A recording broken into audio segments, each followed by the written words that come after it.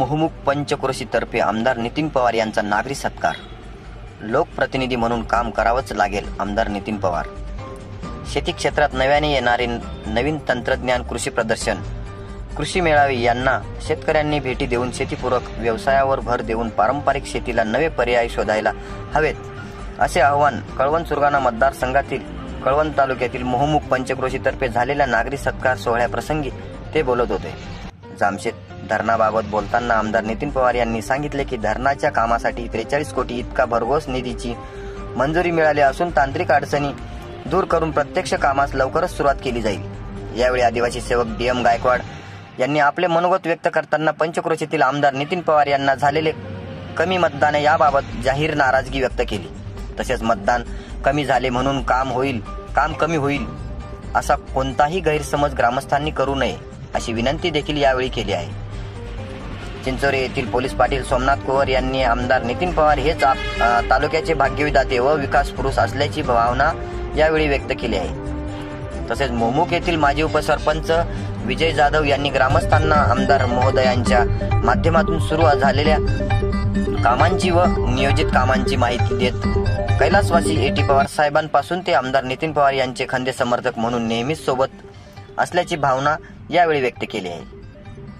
यावेळी कार्यक्रमाच्या अध्यक्षस्थानी मोहमुख येथील ज्येष्ठ नागरिक रामभाऊ जाधव उपस्थित होते. समवेत प्रमुख पाहुणे म्हणून माजी जिल्हा परिषद अध्यक्षा जयश्री पवार, कळवण तालुक्यातील युवा नेतृत्व भूषण पगार व राष्ट्रवादी कळवण तालुका अध्यक्ष राजेंद्र भांबरे, अभोना शहराध्यक्ष सोमनाथ सोनवणे, राजू पवार, पोपट पाटील, हेमंत पाळेकर आदी मान्यवरांसह मोहमुख, जामशेत, आंबोर्डी, चिंचोरे, भगुर्डी, ओझर आदी गावातील ग्रामस्थ, महिला भगिनी मोठ्या संख्येने उपस्थित होते. गिरणा वार्ता मुख्य संपादक खुशाल देवरे, अभोना, कळवण.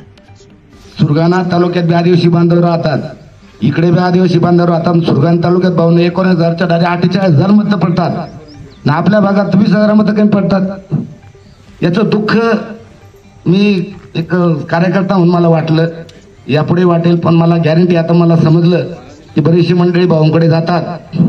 पुढची नवीन पिढी का नाही शिकत आहे, काय मलाही कळत नाही का शिकत, तर थोडं त्याच्याकडेही लक्ष द्या.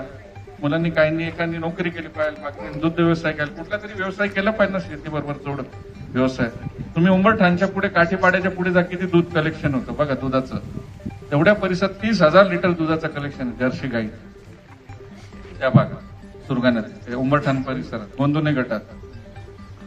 म्हणजे थोडं आता त्या गोष्टीकडे लक्ष द्या. राजकारण काही 2 दिवसाचं राहतं, कोणाला काही नाही.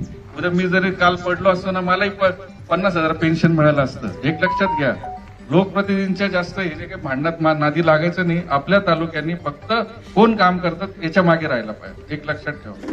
तालुक्यातील सर्व जनतेने एक लक्षात ठेवा, त्याकडे लक्ष द्या. जी काही कामं असतील निश्चितच ती आपण पूर्ण करू.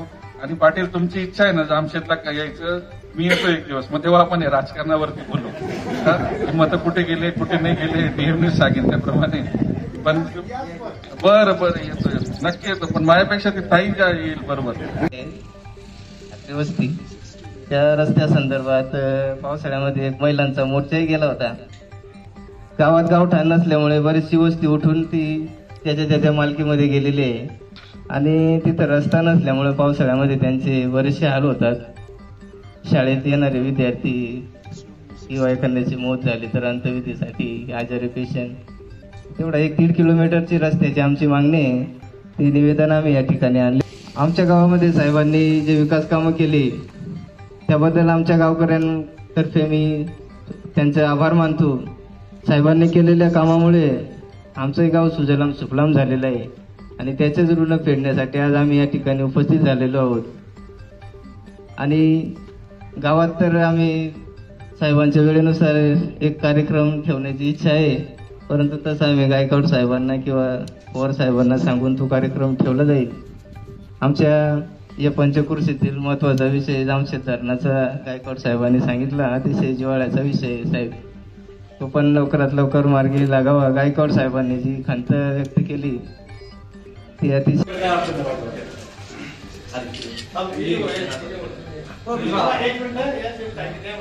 काही नाही, लोकांनी ऐकलं, काही नाही ऐकलं, पण उद्घाटन झालं पुलाचं, तरी सुद्धा लोक इतके विचित्र राहतात. गावात अपप्रचार करायचे हो की म्हणे फक्त आता इलेक्शन आलं म्हणून म्हणे पाठी लावून गेले आणि काय पूल होणार नाही, काय असं नाही तसं नाही. म्हटलं बरं पाहून ते तर कमी बोलतात, कामं जास्त करतात, हे ज्वलंत उदाहरण आहे माझ्या डोळ्यासमोरचं आणि सगळ्यांसमोरचं. पवनदेनी नंतर फोन केला की म्हणे तुमच्या आपल्या पाळायच्या जेवणदादांनी काम घेतलं योजनेने, लवकरात लवकर ते चालू होणार. तरी सुद्धा सांगून विश्वास बसत नव्हता लोकांचा. पण जे आपले खरोखर आहेत, भाऊंवर जे ताईंवर प्रेम करणारे त्या लोकांनी पण पवनदेनींचं मतदान चांगलं मतदान केलंय म्हणून लोक. आणि आता जे पुलाचं काम चालू झाले तसेच बाकीचे पण कामं, कॉन्क्रिटीकरणचं आता झालंय, जामशब्द झालंय, भविष्यात असे भरपूर कामं ना. तर तुम्ही विश्वास ठेवा, विश्वास महत्वाचा आहे. कोणीतरी काहीतरी आपल्या गावात येऊन सांगतं उलट सुलट, ते तुम्ही इथून पुढे तरी ऐकू नका. कारण भाऊन त्यांच्या बरोबर मी एखादा महिना फिरलो प्रचाराला.